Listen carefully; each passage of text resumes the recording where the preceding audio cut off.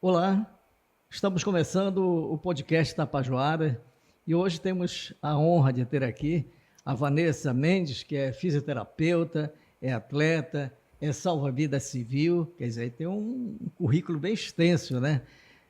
Tudo bem? Tudo jóia. Melhor agora na sua presença, lhe conhecendo pessoalmente, só via pela televisão. Honrada. Opa, que bom. Vamos começar falando da sua vinda para cá, né, para Itaitu, que você morou aqui quando era bem jovem, né? Você nasceu em Santarém, veio para cá para morar em Miritituba. Como é que foi? Isso. O meu pai, ele é de Santa Catarina, ele veio na época como soldado, abrir a Santarém em Cuiabá, conheceu minha mãe. Eu nasci em Santarém, mas eu fui registrada em Itaituba e criada em Miritituba. Eu digo que mais pertencente do que eu é impossível. E eu vivi aqui até os meus 10 anos, né, em Miritituba, onde meu pai era policial rodoviário federal, também era garimpeiro, também era fazendeiro, e devido a essas atividades ele adquiriu muitas malárias, desenvolveu diabetes e ficou com a saúde muito debilitada. E aí a família, né, buscando ter mais recursos na área da saúde, fizeram com que ele conseguisse a transferência, né, para Santa Catarina, para dar uma qualidade de vida e uma sobrevida para ele. Aí, aos meus 10 anos, eu fui para Santa Catarina com meu pai. Agora, ele era do Sul também, quando ele veio para cá? Meu pai catarinense, tanto é que todos conheciam ele na balsa, né, o Pedro Catarina, que era o policial rodoviário federal. Foi onde ele atuou mais, na balsa. Isso, na balsa. Na época, os policiais rodoviários federais, eles ficavam responsáveis pelo translado ali, né, da balsa. Quem entrava, quem saía, eles faziam essa parte da segurança. E por isso, então, você morou em Miritituba? Porque ele era um policial federal, que morava lá também, né? Isso, e a minha mãe também era do INCRA. Então, nós morávamos na vila do INCRA. Desde que eu vim para cá, até os meus 10 anos, eu vivi em Miritituba. Como é que foi essa vida lá, quando você era bem nova? Muito nova. Eu tenho, como se fosse hoje, as lembranças, né? A gente vinha muito para a beira do rio, brincar no rio, né? Que é a minha maior paixão, é a água. Eu vinha ali do INCRA até o DNR caminhando, né? Para a escola, sempre foi caminhando, ou de bicicleta. Eu lembro da escola, né? Eu lembro dessa infância de brincar, de correr na rua, de andar de bicicleta, coisa que hoje em dia, né, infelizmente, devido à falta de segurança, a maioria das crianças, principalmente lá em Santa Catarina, não tem, né? Então, a minha infância foi uma infância de correr na rua, de brincar de pega, né, de queimada. Então, eu tenho uma lembrança muito positiva da minha infância. E a sua ida para Santa Catarina, isso mudou muito mesmo, né? Muito. Nossa, nem me fala, porque, imagina, eu morava aqui, né, nesse calor, e nós fomos para a Serra, lá para Lages, que é uma região de serra, inclusive neva lá, é muito frio, e eu tenho trauma de frio por isso, porque imagina, é uma mudança muito grande, e eu realmente não me adaptei. E nós ficamos pouco tempo em Lages, ficamos só 5 anos, meu pai também, pela questão da saúde, não se adaptou, e nós conseguimos a transferência para Florianópolis, para a capital, que é uma região mais litorânea, a temperatura mais adequada, né? Mais confortável para ele. E lá nós ficamos até eu retornar agora. 34 anos. Foram vários anos, né? Muitos anos. Mas agora vamos falar da questão da natação, que você gosta muito também. Sim. O seu interesse começou por quê? Como começou? Na verdade, começou aqui, né? Nadando no rio. Até, eu não sei se é de conhecimento de todos, mas naquela época, né? A gente brincava que quem engolisse piaba viva, não morria afogado. Então, eu engoli algumas. Não sei se é verdade, mas eu me tornei guarda-vidas. Então, fui a primeira mulher guarda-vidas do sul do Brasil. Então, estando em Santa Catarina, eu sempre fui atleta, né? Goleira de polo aquático da seleção catarinense.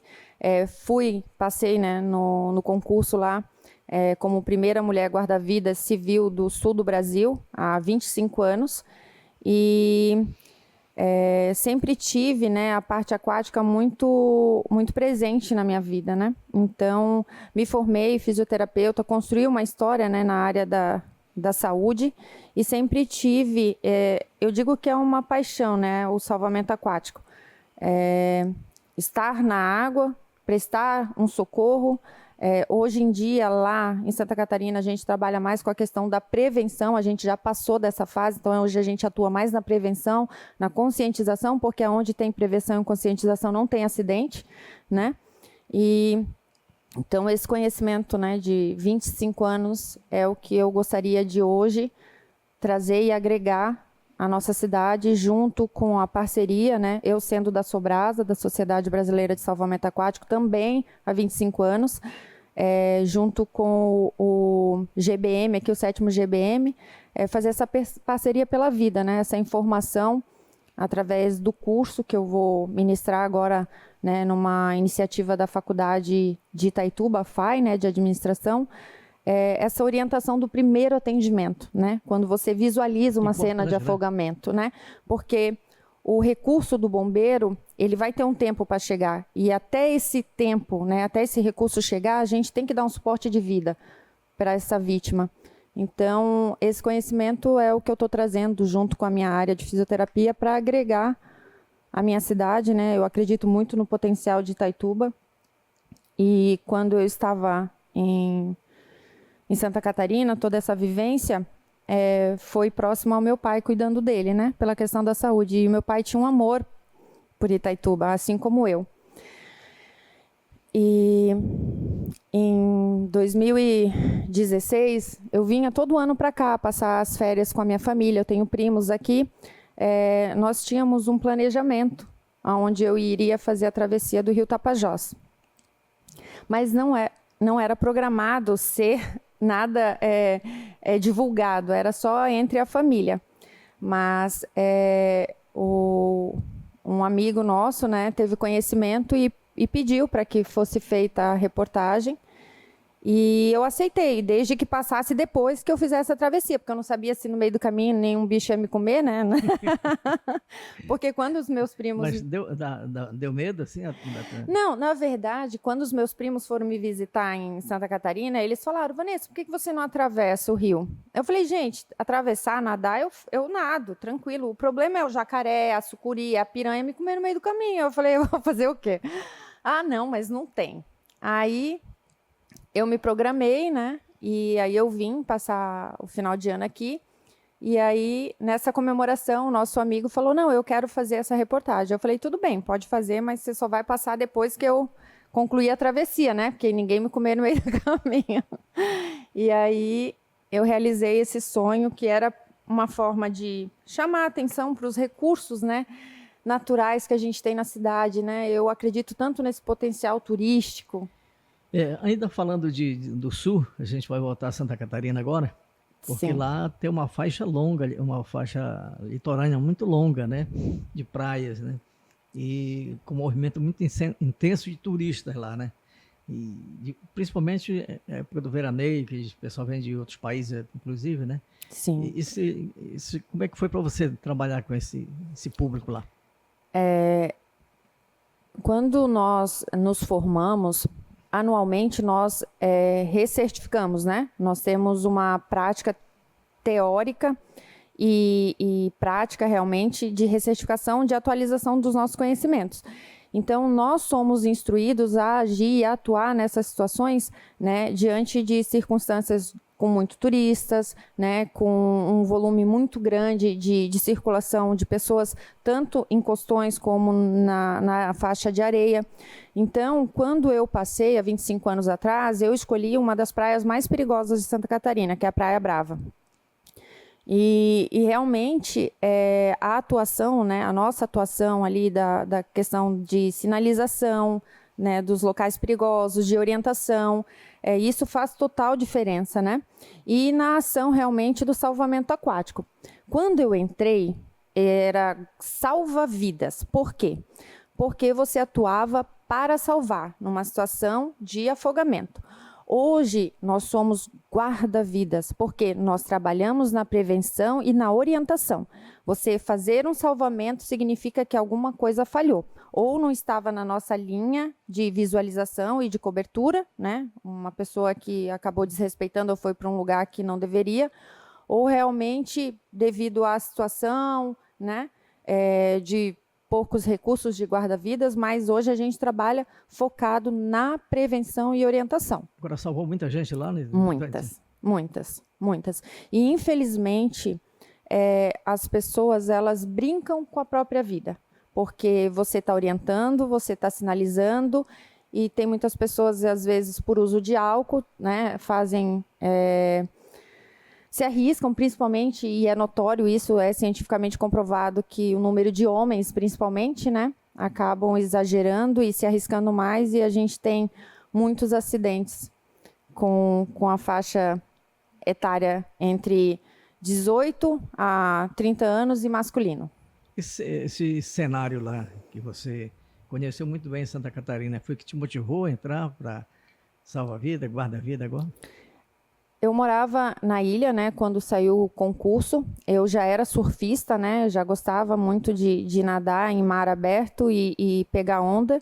E quando saiu o concurso, e foi a primeira vez que abriu vaga para mulheres, eu sempre gostei muito de desafios. E aí eu me propus a esse desafio. Na época nós passamos em 5 mulheres, mas só formaram 2, eu e mais uma.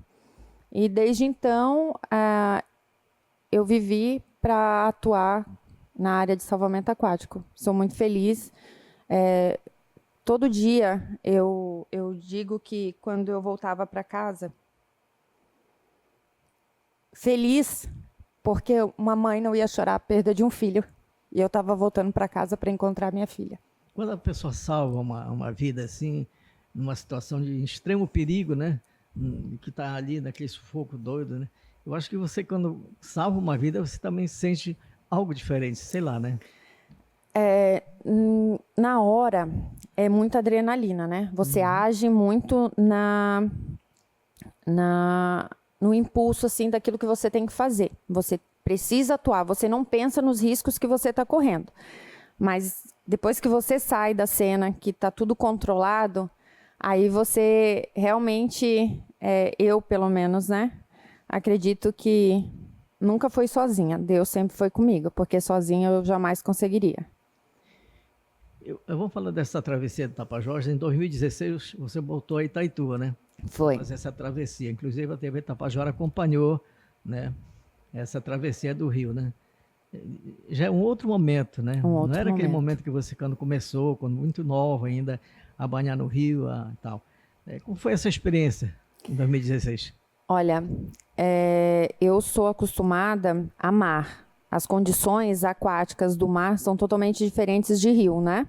Então, eu tive um tempo de adaptação, de reconexão, né, com o meio aquático, né, com o rio, e é muito, muito diferente. A questão de ondulação, a questão da interferência do vento, né, e das correntes. Então, eu precisei me preparar para isso. Claro que sempre tem que ser com muito cuidado, né, com técnicas realmente. E aí, quando eu fiz todo o planejamento com segurança através do apoio do bombeiro aqui, né, e orientação, foi um momento mágico. Eu vou dizer que nos preparativos, nos treinos, eu tinha taquicardia, assim, imaginando o jacaré vindo me pegar. Era muito difícil controlar a parte psicológica, que isso é um fator também muito importante para quando você se propõe a uma prova dessa. Muito, embora você tenha feito a travessia acompanhado de um... Sim, não, mas você está no meio que você não controla. A gente tem que entender isso. Você está no meio aquático, onde você não controla, e por isso que a gente acaba gerando realmente uma questão de segurança, né, dentro daquilo que é possível. Mas dentro do meio aquático você não controla. Ali o ambiente não é seu, né? Mas eu tenho uma preparação psicológica que eu sempre faço muito grande. Antes eu fiz isso, me concentrei, estava preparada, concentrada, e eu vou lhe dizer, eu não vi nada, só a hora que eu cheguei. Da hora que eu entrei na água, que eu botei minha cabeça dentro da água e iniciei a travessia, eu não vi nada. Eu só vi a hora que eu cheguei lá do outro lado. Agora, o senhor marcou o tempo? Então, Quando nós fizemos a metragem, um dia antes, nós fizemos de jet ski, nós fizemos em linha reta. Foi uma metragem muito menor do que a que eu fiz. Por quê? Já estava começando a sair a prainha no meio do rio. Estava mais ou menos meio metro. Não estava aparecendo a praia ainda. Só que o meu amigo que me acompanhou, ele estava de nadadeira para poder nadar de cabeça alta e seguir a orientação do bombeiro. E o meu amigo, né, o tenente na época, ele tentou tirar a gente o máximo possível desse banco de areia para não correr o risco de eu pisar em arraias. Então, eu lembro que, por vários momentos, eu já tinha na minha cabeça o trajeto condicionado, né? Que eu não deveria estar subindo o rio e eu estava subindo o rio. E eu dizia assim, não, mas já era para eu estar descendo e eu estava subindo. Aí, depois, a metragem deu 4,1 km. Foi muito mais do que a gente tinha calculado. Mas exatamente porque ele tentou me tirar o máximo possível do banco de areia para não correr o risco de pisar em arraias, porque eu não estava de nadadeira, eu estava, né, sem nadadeiras. Então, nós fizemos em 1 hora e 3 minutos, 4,1 km de travessia. Agora, como é que foi essa experiência depois para você? Foi o meu momento de maior felicidade. Conhecia o Rio Tapajós, né? Conhecia já. Já conhecia, criada, né? Mas essa conquista, né? Eu posso lhe dizer que eu guardo no meu coração como uma das mais importantes na minha vida e na minha carreira profissional. Quando a pessoa chega lá do outro lado, que termina, aí você vai dar conta de que foi uma longa trajetória aí no Rio, né? E mais ainda, o objetivo da travessia, né? Que era realmente mostrar os recursos naturais que a gente tem e a questão do cuidado com a natureza, principalmente com o lixo jogado nas margens do rio. Então, eu realmente queria chamar a atenção para isso. E o meu feito, na verdade, era uma conquista pessoal, né? Mas com um propósito muito maior. Agora, você levou esse material, você mostrou em algum... Sim, como é que foi? Eu levei, e quando as pessoas viram lá em Santa Catarina, foi muito divulgado, até mesmo na corporação, e chamou muito a atenção, né, das pessoas desse olhar que eu tenho a respeito dos nossos recursos naturais que podem ser explorados de forma turística, principalmente o meio aquático, que lá é muito usado, né? Lá é uma ilha, lá toda a parte turística é voltada para o meio aquático. Então, eu vejo muito esse potencial aqui. E eles, quando olhavam... Eles não acreditam que existe um rio tão extenso e que a gente chama de mar de água doce, né? Eles não conseguem entender isso. E é esse objetivo que hoje eu tenho, mostrar isso, né? Porque o próprio brasileiro não conhece o Brasil inteiro, principalmente a região norte. Isso é verdade. E você se transformou numa atleta de rendimento, né? E com muitas premiações. Fala um pouco sobre essa sua performance para a gente aí. Então, dentro do salvamento aquático, nós temos o Campeonato Brasileiro de Salvamento Aquático. Cada estado tem uma seleção, né? Que é formada por região, os melhores da região são selecionados, e aí você entra para a seleção para fazer as competições de salvamento aquático brasileira, e também tem internacional, né? Quem consegue o guarda-vida de aço brasileiro ganha vaga para o Mundial. Esse campeonato, eu estou há 25 anos, esse campeonato da Sobrasa, né, que é da Sociedade Brasileira de Salvamento Aquático, tem 24 anos, eu tenho 1 ano a mais até, então eu participo desde o primeiro. E como funciona? Nós temos hoje 4 provas de piscina e 5 provas de praia. Você pode, como guarda-vidas, fazer uma prova, aquela que você se identifica mais ou tem o melhor resultado, ou você pode fazer todas as provas e ser guarda-vida de aço, né? Que aí você tem que ou ganhar todas as provas ou fazer a maior pontuação em todas as provas. Eu sou uma atleta guarda-vida de aço. Eu faço todas as provas. Eu faço as 4 provas de piscina, que é o reboque do manequim sem nadadeira, que é um boneco de 40 quilos, que a gente tem que rebocar sem nadadeiras. O reboque de manequim com nadadeiras, que é 100 metros. Tem o revezamento de manequim, e o revezamento medley. Esses são os de piscina. Os de praia é o biatlo, que você corre 1.000, nada 1.000 e corre 1.000, é uma prova. Corrida da nadadeira. Tem o resgate com pranchão, resgate com life belt e o sprint, né, de praia. Então, eu faço todas essas provas. São 2 dias, um só de praia e um só de piscina. E aí, se eu ganho todas as provas ou se eu tenho maior pontuação em primeiro ou segundo lugar, somada essa pontuação, você recebe o título nacional.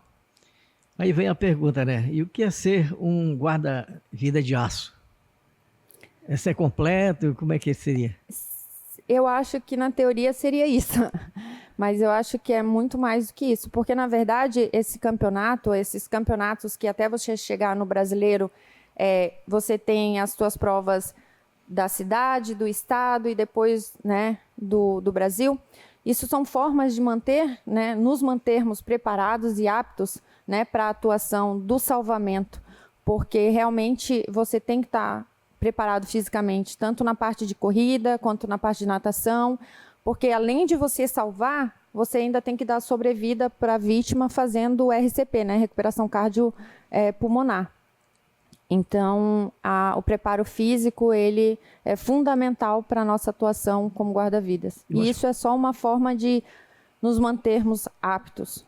Eu acho que um profissional guarda-vida, mais do que nunca, tem que ter realmente esse trabalho de condicionamento físico para ter todo esse rendimento, né, durante o seu trabalho, né? São 12 horas na praia, né? Nós ficamos 12 horas na praia, expostos ao sol, às intempéries, né? E arriscando a própria vida para salvar a vida, né, dos banhistas. Agora, quem gosta faz com carinho, com satisfação. Isso, eu vou lhe dizer, isso é uma paixão.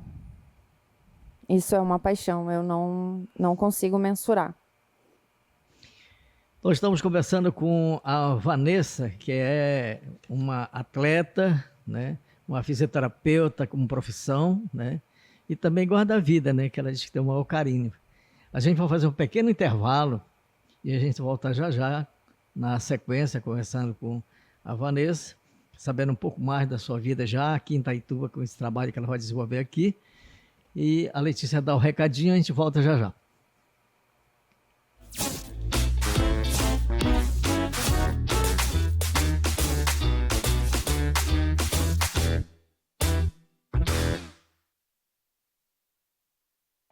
Você está assistindo o podcast Tapajoara e lembrando que toda semana teremos um episódio novo, sempre abordando o assunto de interesse da comunidade. E para você não perder nenhum episódio, se inscreva no nosso canal, ative o sininho de notificações, curte e comente o que você está achando.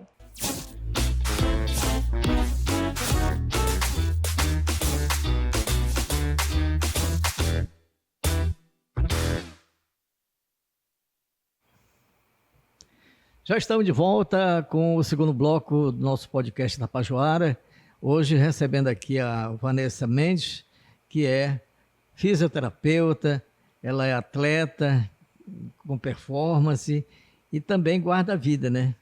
São 3 profissões assim que ela adora e está sendo muito gostoso bater esse papo com ela aqui, porque é uma pessoa que tem um carinho muito grande pela nossa cidade, né? Passou mais de 30 anos fora, e está voltando assim, falando muito bem, com muito carinho. Mas é justamente isso aí que a gente vai iniciar agora, essa volta, né, sobre o seu retorno, né, a Itaituba. Como foi essa decisão? Porque você já estava bem ambientada lá, né? Exato. Nesses mais de 30 anos que eu fiquei fora, né, que eu adquiri meus conhecimentos e as minhas formações, eu também passei boa parte da minha vida cuidando do meu pai. E o meu pai, mesmo não sendo daqui, ele sempre teve uma paixão muito grande por Itaituba. E sempre era um desejo dele voltar, mas ele não tinha condições de saúde para isso, né? E, de certa forma, era um desejo meu também, né? E quando eu fiz a travessia do Tapajós, foi a minha maior felicidade. E o meu pai, durante toda a vida dele, ele sempre me pediu como último desejo que eu trouxesse as cinzas dele para cá. Um sonho muito difícil. Era uma vontade dele. Era uma vontade. Ele não é daqui. Eu brincava com ele. Eu falei, mas como é que eu vou te levar para lá? Tu nem é de lá. E E quando eu realizei esse desejo dele, né, há 4 anos atrás, foi muito difícil. Eu digo que é onde eu vivi minha maior felicidade, que foi o Tapajós, né, na travessia, eu também vivi a minha maior dor. Mas, de certa forma, eu acho que Deus sabe o que faz, porque eu digo que nesse pedido que ele me fez, que foi muito difícil realizar, ele me mostrou o caminho de volta para casa. A volta para Itaituba sempre foi algo que você queria? Sempre, sempre. Mas eu não podia porque eu estava cuidando dele. E depois que ele desencarnou, eu esperei um tempo, precisei de um tempo, né, para superar, né, esse até logo. E aí eu me propus, né, na verdade, pedi a Deus um direcionamento, né? Que se fosse para eu voltar, que não fosse para regredir, que fosse para retornar, para trazer e agregar conhecimentos e informações que eu pudesse auxiliar e ajudar a minha terra, que eu tenho muito orgulho das minhas origens, né? E sempre carreguei isso comigo, estando em Santa Catarina. Quem me conhece sabe. Então, ano passado, eu fiz a mudança, né? Cheguei em maio aqui para esse recomeço, que não é fácil, mas é tudo novo, né? Tudo novo. Mesmo eu tendo um vínculo, criando uma história que é tudo novo, para recomeçar, né? Só que é o que eu digo, as minhas profissões, tanto guarda-vidas como fisioterapeuta, eu posso ser em qualquer lugar. E então eu me propus a vir para cá e ser aqui. Até porque é um campo muito interessante e que se precisa muito, né? Exatamente. E aí, chegando aqui, eu tive a minha iniciativa, né, de buscar, né, apresentar o meu currículo e os meus conhecimentos. E claro que tudo é no tempo certo, né? A gente realmente precisa também saber esperar, né? E a parte da fisioterapia, que é o que eu gosto muito de trabalhar com pós-operatório e reabilitação e manutenção de saúde, principalmente com casos de pacientes pós-AVC, pós-infarto. Eu sou mais de 20 anos, nem lembro, formada, tenho especialização na área de dermato, né, que é a parte da estética, da fisioterapia. Trabalhei muito tempo como chefe da reabilitação de cirurgia plástica, de um cirurgião muito renomado lá em Floripa, mas depois eu me pós-graduei em traumato-ortopedia e reabilitação de saúde idosa a domicílio, e é o que hoje eu faço. Eu trabalhava lá de forma autônoma, tinha a minha empresa, e é o que eu faço hoje. Eu amo trabalhar com reabilitação a domicílio. Mas você trabalha no hospital também? Eu trabalhei na parte de reabilitação da UTI, do hospital lá, mas a minha maior parte de atuação foi particular a domicílio. Mas a sua trajetória como profissional de salvamento lhe deu uma grande projeção, né? Sim. Você tem contato com o comandante dos bombeiros aqui do estado? Isso. A Sobrasa, ela é composta por membros, né, do Corpo de Bombeiros do Brasil inteiro. E o comandante de Belém é um amigo pessoal, né? É atleta também, então nós nos conhecemos desde sempre, né? Competindo pela Sobrasa. E quando eu vim para cá e eu dividi com ele, né, essa informação, ele me apoiou muito, porque a gente realmente entende a necessidade, né, dessas informações, desse conhecimento ser passado para a nossa população. E foi através dele, né, do Comando Geral de Belém, que eu tive todo o dado estatístico, né, através da Sobrasa e do DataSUS, né, sobre o número de óbitos, né, esse boletim epidemiológico que é muito expressivo para a nossa região e mostra a gravidade realmente da situação. E aqui, né, o comandante, Tenente Coronel Daniel, hoje ele também me dá o suporte, né, para a gente fazer essa parceria de vida. Inclusive, ele vai estar junto a mim no dia da palestra, realmente na necessidade, né, dessas informações serem repassadas à população, para que a continuidade do atendimento, né, através do Corpo de Bombeiros, seja de fato efetiva, né, porque esse primeiro momento, né, da ação numa situação de afogamento, até o recurso chegar, você tem um lapso de tempo e esse lapso ele tem que ser coberto. Esse lapso é o que faz a diferença entre você diminuir os riscos de sequela e o número de óbitos. O tempo é curto. Exatamente.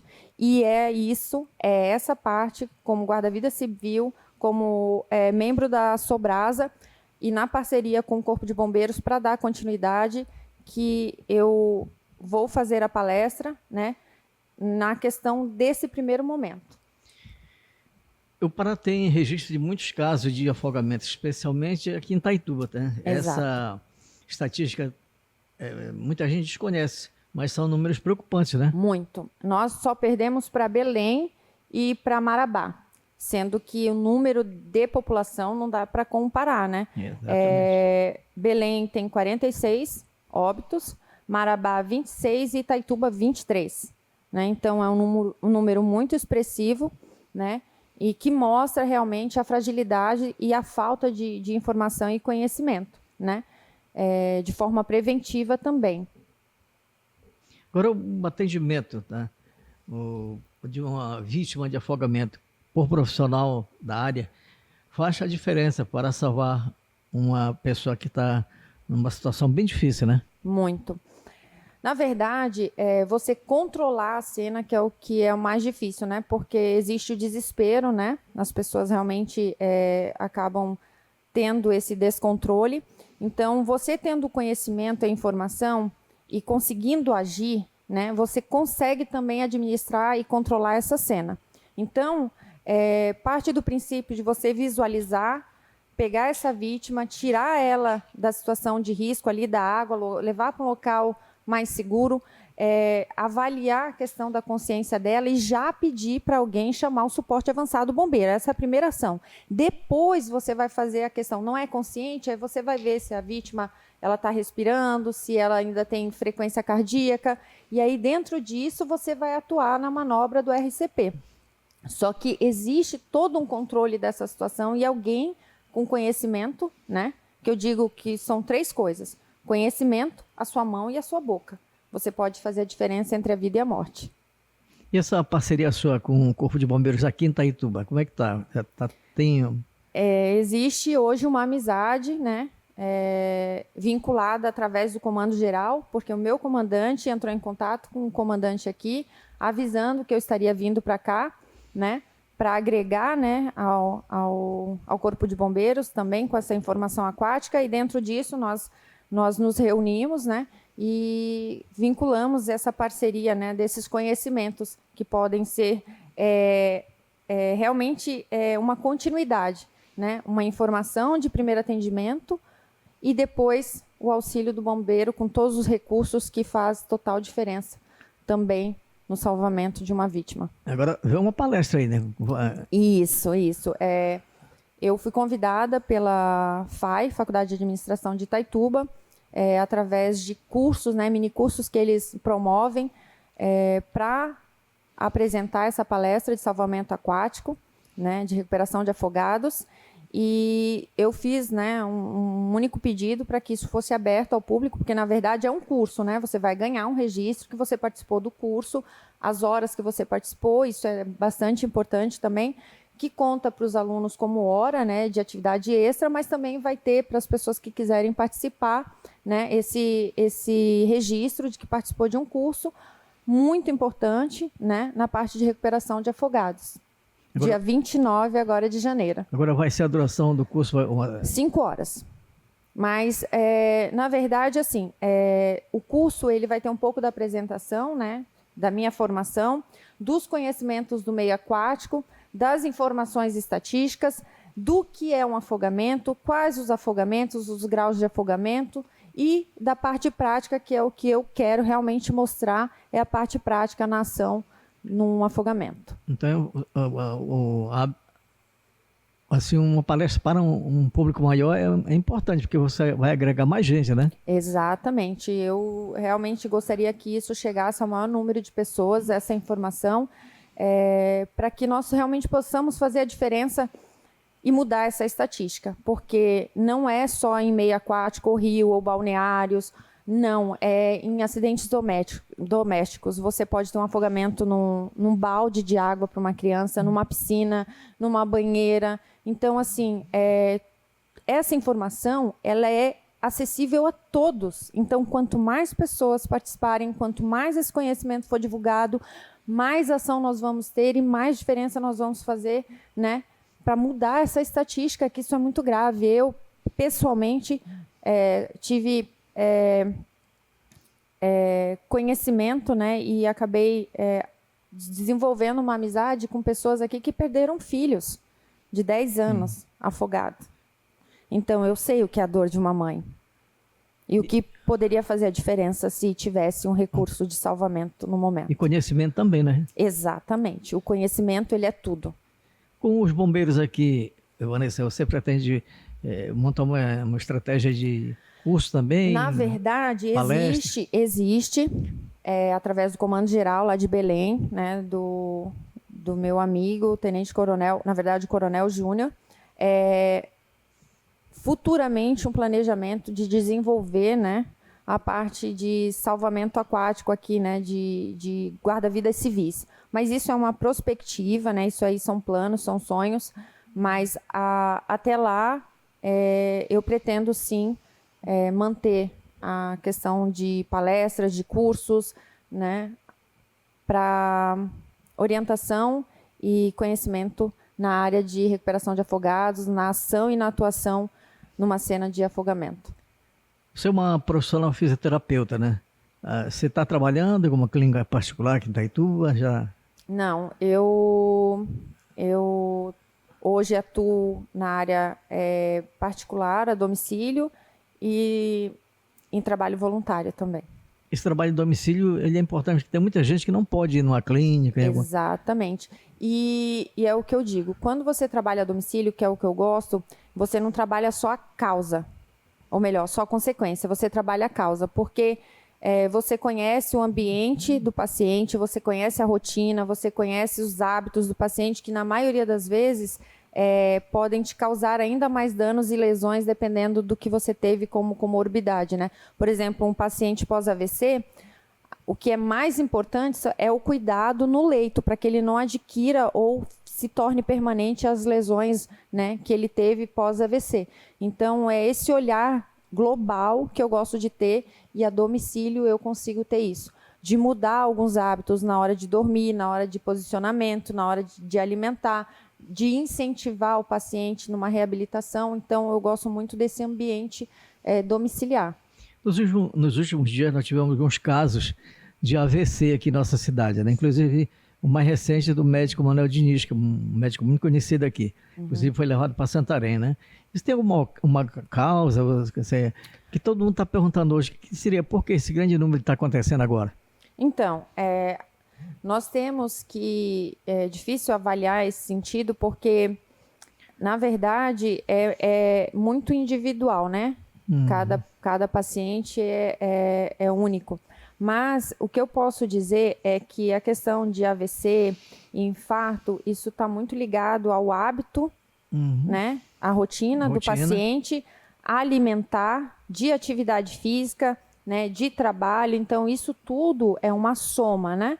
A questão do cuidado alimentar, com alimentos que possam, né, contribuir para isso, hábito, né, a falta de prática de atividade física. E então é muito difícil a gente fazer uma avaliação individual, mas no geral é a grande maioria. Vamos voltar ainda no caso do pós-cirúrgico, né? Você também é especialista em recuperação de pacientes pós-cirúrgicos, né? Isso. E aqui, você está desenvolvendo já? Eu já tive alguns pacientes, na verdade, pós-fratura, né? Acabou não sendo cirúrgico, pós-fratura, né? E, na verdade, pré-cirúrgico, né? Onde eu atuei e não foi necessário a cirurgia. Então, eu já, graças a Deus, já consegui atuar em algumas situações e os meus pacientes acredito que podem falar por mim os resultados. Agora, aqui em Itaituba, nós temos um índice muito grande de acidente, né? Muito. Com traumas terríveis, né? Isso principalmente no trânsito, né? Você tem acompanhado esse movimento? Sim, muito. E eu vou lhe dizer, eu faço trabalho voluntário, né? Inclusive com alguns pacientes politraumatizados. E o que eu posso lhe dizer é que o recurso, quando ele é feito de forma imediata e correta, a probabilidade de sequelas diminui muito, muito. Então, é como eu lhe disse, eu já tive um paciente aqui pós-AVC que eu não podia atuar com ele, porque ele estava hospitalizado, mas eu orientei a família a atuar para que ele não tivesse sequelas. E aí, quando ele foi para casa, eu continuei o atendimento e hoje ele é um paciente que dentro do quadro dele, hoje ele tem uma autonomia bastante positiva pela idade. Agora, muitos não se recuperam desses traumas rapidamente, outros se recuperam rápido. Seria o trabalho de fisioterapia que eles levam a sério, outros não, né? Eu vou lhe dizer que é fundamental. A fisioterapia, ela na atuação imediata, ela faz toda a diferença. É como eu lhe falei, dependendo da situação, às vezes só o posicionamento no leito pode gerar mais sequelas do que o próprio AVC ou do que a própria comorbidade. Então, isso realmente, esse conhecimento, esse atendimento imediato, ele faz muita diferença. Você tem um trabalho voluntário para ensinar cuidados básicos, né? Para evitar acidentes, né? Uhum. Você tem passado isso aqui já? Não. Ainda é um objetivo, né? Na verdade, são muitos objetivos, né? E a gente prospecta aí futuramente levar esses conhecimentos para auxiliar. Ajudar. Muito. Agora, Vanessa, os afogamentos acontecem mais em praias ou em piscina? Você tem dados? Na verdade, eu vou apresentar no curso, a maior parte dos casos, eles são em águas doces, tá? Uma porcentagem muito grande em rios, represas e lagos, mas uma porcentagem também muito expressiva em acidentes domésticos, em piscinas, em banheiros, em baldes, em coisas que a gente desconhece ou negligencia. Agora, morreu afogada. Por que morreu? Ele sabia nadar. Tem alguns casos que as pessoas perguntam, a gente às vezes não tem resposta para isso.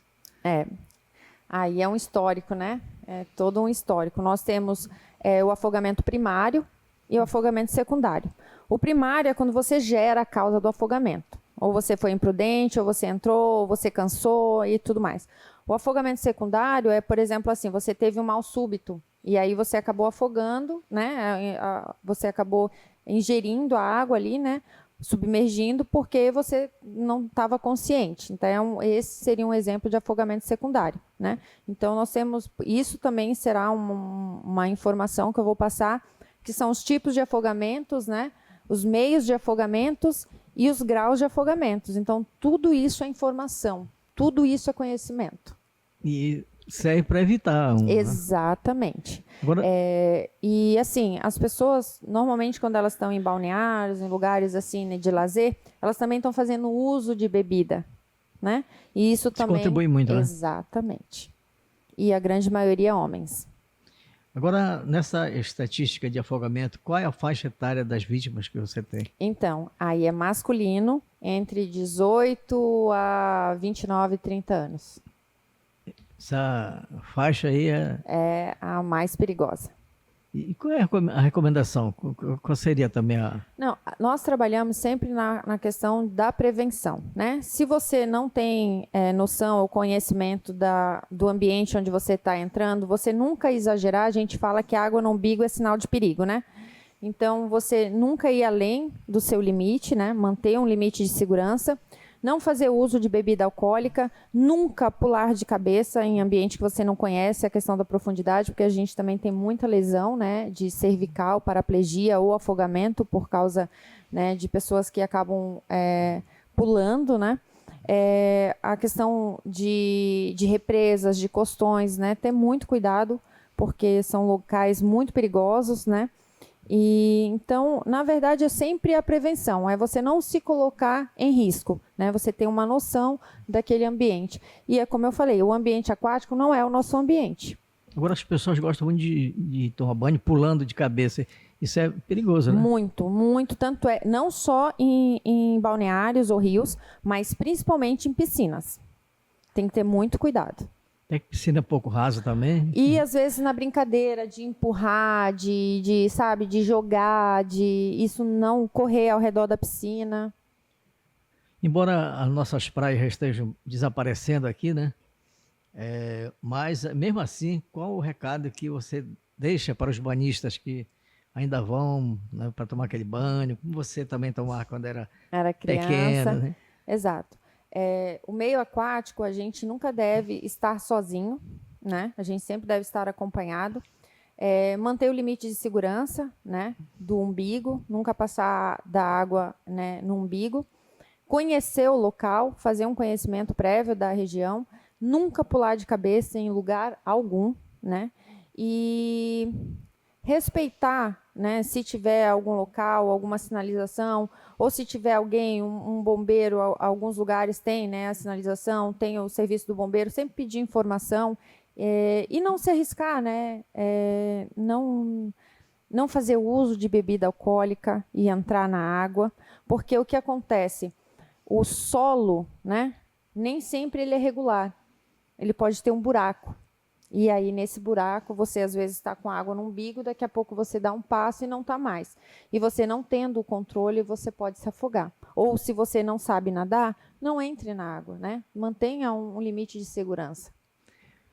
Há alguns anos em Santarém, um colega nosso faleceu numa praia bem quase em frente à cidade, e o médico disse que foi...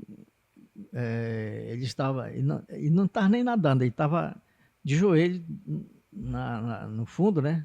De cabeça para fora, tá. Aí deu uma cãibra nele, né? Isso ocorre devido ao quê? Tem alguma... Não, a questão de cãibra é individual. Aí é de cada pessoa, né? Às vezes dizem que é falta de hidratação e tudo mais, mas na verdade, às vezes é um cansaço também. Mas a questão da cãibra, ela é real, né? Eu, inclusive, já tive. Nós temos técnicas quando nós estamos treinando e fazendo os cursos de como agir quando nós temos cãibra, porque nós fazemos muita força usando a nadadeira, resgatando e puxando a vítima. Então, é comum a gente ter cãibra, né? Então, a gente tem que saber atuar para poder estabilizar a cãibra e dar continuidade ao salvamento. Então, a questão da cãibra é o controle, né? Você controlar a questão emocional, tentar boiar, né? No mar, o que a gente fala quando você está numa corrente? Você nunca vai nadar contra a corrente. Nunca. Né? Porque a corrente ela é um lugar mais profundo, onde tem a força que a água volta. Você sempre vai nadar paralelo à praia, aonde tem um banco de areia, que a própria onda vai te jogar para a areia, né? Porque existe uma força do mar e aqui ele volta. Aqui ele volta, ele cava o buraco. E é onde existe a profundidade e a força. Então, se você entra num buraco que está sinalizado como local perigoso e você nada contra a corrente, você não vai vencer nunca. Então, nós orientamos para que nade lateral. Aí, onde tiver o banco de areia, vai quebrar a onda. E onde quebrar a onda, ela própria te joga para a areia, dependendo do local onde você esteja em deslocamento, né? Já a geografia, o ambiente do rio, ele é diferente, né? A nossa ondulação, ela puxa para baixo, né? Então, existe uma atuação totalmente diferente. Você tem que conhecer realmente o ambiente, não se expor, existe uma corrente, existe uma profundidade, né? Você tem que ter conhecimento da área. E se não sabe, não vá. Não se arrisque. Agora, você, como guarda-vida, já presenciou, atuou em alguma situação como essa de pessoa estar precisando ali naquele momento? Muitas vezes. Dá muito, né? Muito. E eu vou lhe dizer, não é por falta de orientação, não é por falta de sinalização e não é por falta de apito, né? Porque até os meus amigos lá na praia brincam que quando eu não estou de serviço, diminui 500% o apito na praia. Porque o apito é uma forma de orientação e sinalização. Porque na praia, vamos lá para Florianópolis, que são praias longas, né? Uhum. Com muita gente ali, tem limite, né? São demarcações que ajudam até o guarda-vida a trabalhar, né? Eu trabalho, né, agora, digo trabalho porque eu ainda trabalho na Praia da Joaquina, que é uma das praias mais famosas e mais conhecidas e mais frequentadas de Floripa. É uma praia de turista, é uma praia que tem costão, é uma praia muito perigosa. E as pessoas realmente desconsideram a questão da sinalização e orientação e se arriscam de verdade, né? Às vezes você está saindo de uma ocorrência com uma vítima na frente da bandeira e tem uma pessoa entrando nas tuas costas, sabe? Então é bem difícil isso. Bem, você vai continuar morando aqui agora, vai estabelecer aqui, já está estabelecida? Já estou estabelecida aqui, né, em Itaituba. Pretendo ficar até Deus permitir. E estou muito feliz com esse retorno, estou muito feliz com as possibilidades, né, e as portas estarem se abrindo para eu passar um pouco do meu conhecimento, que é muito pouco, mas eu acho que pode ajudar bastante. Era uma vontade mesmo sua, voltar mesmo para ficar? Era. E engraçado, todo mundo fala, nossa, Vanessa, deve ter sido muito difícil você trocar Floripa por Itaituba. Eu falei, eu não troquei nada. Tudo que eu conquistei lá é meu e tudo que eu vim buscar aqui é algo que é dentro daquilo que eu sou capaz. Então, eu não troquei nada. E nunca me condicionei a comparações, porque são duas situações diferentes. O que eu tenho lá, eu sou muito feliz tendo lá, e o que eu tenho aqui e vim buscar, eu sou muito feliz. Então, só somar. Então, Vanessa, para finalizar, quem precisar dos seus trabalhos profissionais, de fisioterapeuta principalmente, Sim.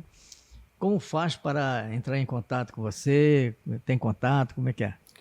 É só através do meu telefone, né? E também das minhas redes sociais, né? Vanessa Mendes ou Mendes Fisioterapia. E o meu telefone é 48 99977 1354. Ainda é o DDD de Floripa, porque eu também mantenho um vínculo com o Corpo de Bombeiros de lá, né? Eu tenho meus grupos e eu participo, né, da seleção lá. Então, eu mantive meu telefone de lá. Vanessa, eu quero agradecer para você, assim, de coração mesmo, a sua participação no nosso podcast Tapajoara. Nesta quinta-feira, às 20h40, né, vai estar no streaming da TV Tapajoara.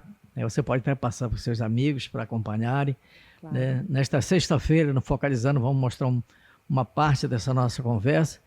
E no sábado, a partir do meio-dia, a nossa conversa vai ao vivo, né, o podcast Tapajoara, na TV Tapajoara, canal 7.1, para que todos possam acompanhar e saber um pouco mais de você, né, que teve o início da sua vida praticamente aqui, né, muito jovem, mas voltou com conhecimentos, né, e com aquela vontade de aplicar aqui para as outras pessoas que estão aqui, moram aqui, e que são importantes, né? Você traz conhecimentos que muitos não têm aqui, né? Então, será com certeza importante para você passar e se sentir muito feliz nessa volta para cá. Te agradeço de coração. Eu agradeço a oportunidade, a receptividade e, mais uma vez, junto com vocês, trazer informações, né? E mostrar um pouco daquilo que eu acredito na minha cidade, que é o potencial em todas as áreas.